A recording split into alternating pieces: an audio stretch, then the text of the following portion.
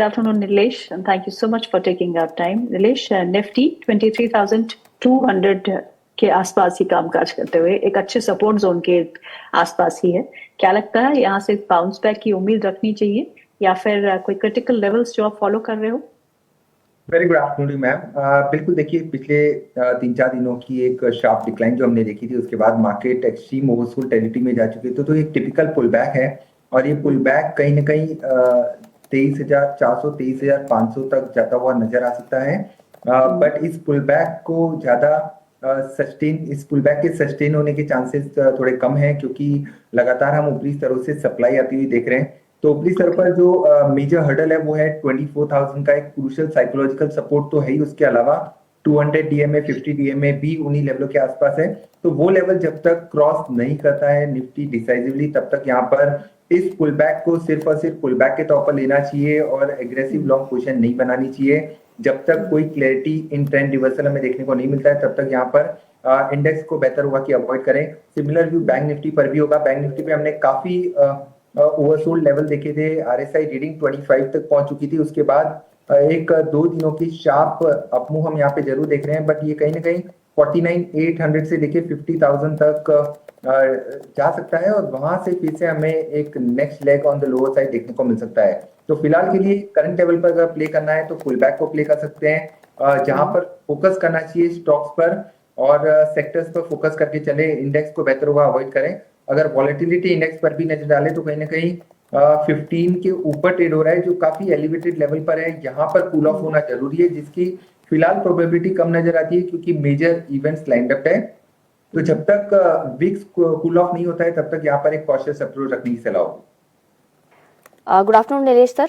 Nilesh sir, आज जो Nifty reality जो इंडेक्स है, उस इंडेक्स में हम तेजी देख रहे हैं और करीबन 1.73% की तेजी हमें नजर आ रही है। तो क्या इस सेक्टर में कोई ट्रेडिंग बेट्स आपको लग रही है इस वक्त जो प्ले की जा सकती है?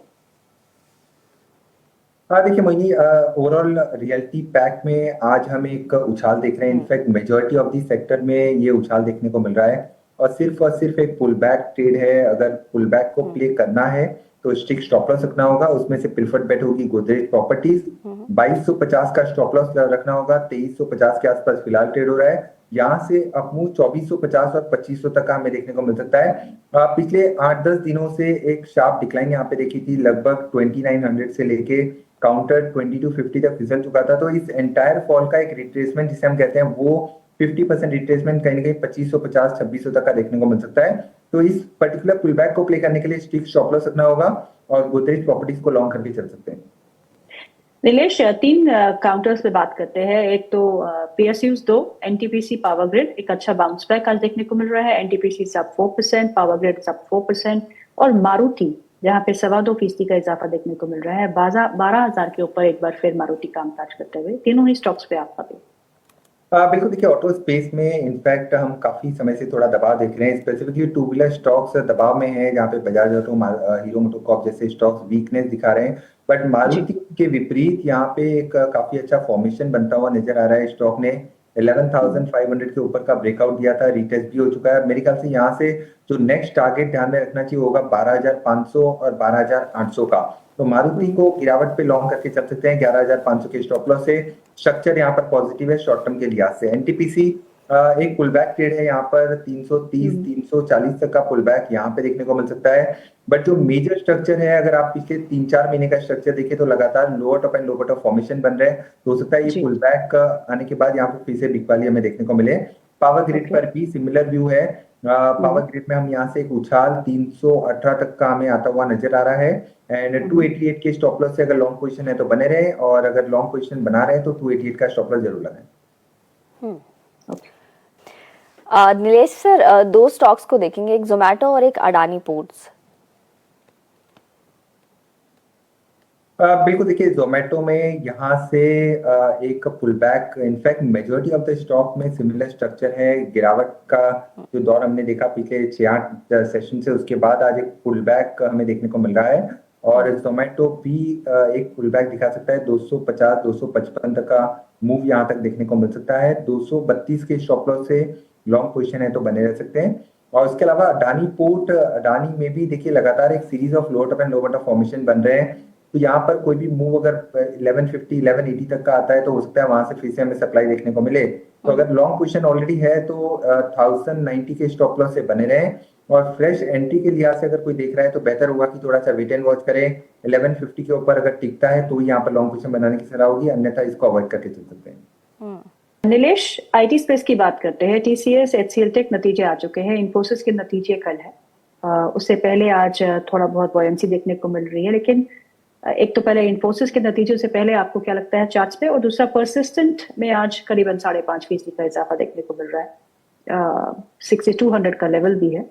इन स्टॉक्स पे आपकी रिकमेंडेशन क्या रहेगी? बिल्कुल देखिए, टीसीएस के नंबर्स के बाद कहीं ना कहीं आईटी सेक्टर फिर से लाइमलाइट में आ चुका है। इन्फोसिस टेक्निकली तो स्ट्रक्चर पॉजिटिव है, बट बेहतर होगा कि अगर कोई डिप मिले तो उसको यूज करना चाहिए खरीदारी के लिए। इन लेवलों पर ना लेते हुए 1930 और 1900 की जोन में अगर ये काउंटर मिलता है तब यहाँ पर लॉन्ग पोजीशन बना के चल सकते हैं। हमारा अपसाइड में जो टारगेट है इस पर्टिकुलर काउंटर पर लगभग 2000 और 2050 का है शॉर्ट टर्म के लिहाज से। तो गिरावट पे खरीदारी करने की सलाह होगी 1870 के स्टॉप लॉस से। Persistent system, in fact majority of the mid cap and small cap IT space में काफी अच्छा मूव हमें देखने को मिल रहा है। पर्सिस्टेंट में लगातार हमने एक आउट परफॉर्मेंस दिखा है। हाल फिलहाल में थोड़ी बहुत प्रॉफिट बुकिंग जरूर हुई है, बट यहाँ पर 6% के उछाल के बाद तो कोई खरीदारी की सलाह नहीं होगी। बट यहाँ पे अगर कोई डिप मिलता है तो 6000 के नीचे के स्टॉप लॉस से लॉन्ग पोजीशन बना के चल सकते हैं। 6400 6500 तक का पुल बैक यहाँ देखने को मिल सकता है। निलेश, आपसे एक आखिरी सवाल भी पूछ लूंगी बिकॉज आपको जल्दी जाना है। तो आपके रडार पे कौन से शेयर? बिल्कुल देखिए, कुछ चुनिंदा स्टॉक्स हमारे डार्ट पर हैं जहां पे लगातार हमने एक अच्छा मोमेंटम देखा है। तो सबसे पहले केमिकल स्पेस, ये स्पेस एक स्ट्रॉन्ग रिवाइवल, स्ट्रॉन्ग रिवर्सल के इंडिकेशन दे रहा है। तो नवीन फ्लोरिन ये हमारे रडार पर आया है स्टॉक, और यहाँ पर हम एक फॉलोअप मूव 3820 से लेके 3900 तक का एक्सपेक्ट करके चल रहे हैं। 3600 के नीचे जो कि आज के दिन के लोएस्ट लेवल है वहां पे स्टॉप लॉस रख के नवीन फ्लोरिन को लॉन्ग पोजीशन बना के चल सकते हैं। इसके अलावा इंडियन होटल ये एक दूसरा स्टॉक होगा जिसने आज अपने 50 डे मूविंग एवरेज को क्रॉस किया है, और एक जो लोअर हाई लोअर लो फॉर्मेशन था उसको भी निगेट किया है। तो इंडियन होटल में एक फॉलोअप मूव 825 835 तक का देखने को मिल सकता है।